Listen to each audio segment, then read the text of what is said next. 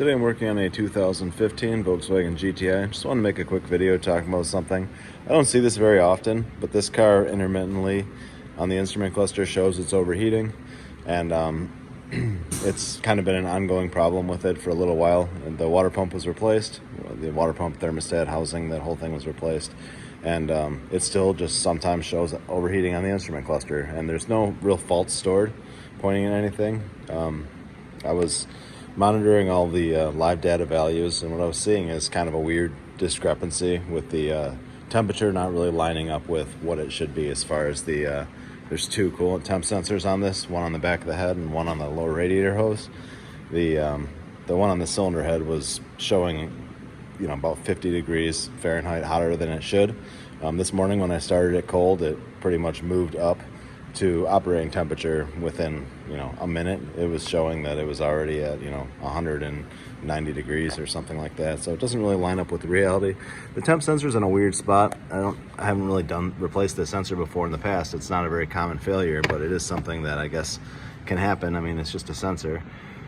Way down here with that one T30 screw holding it in place, that's the sensor. So in the middle of the frame here, not that thing to the left, that's a coolant shutoff valve.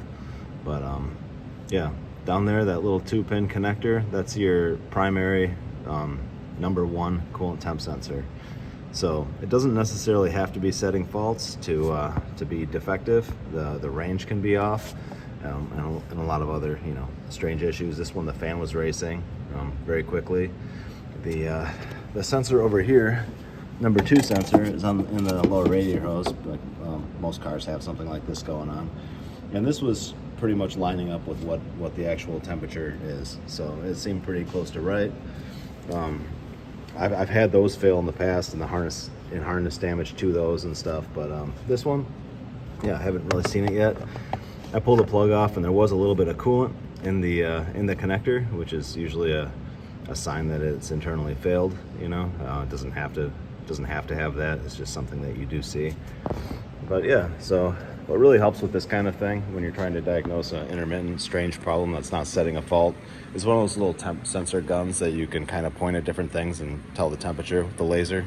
That helps me out a lot, because I can look at the live data value through the scan tool at the same time as I'm pointing a temperature probe around the sensor, and if there's a huge discrepancy between the two, then I know that something's not right. So that's it, something to look for. Thanks for watching.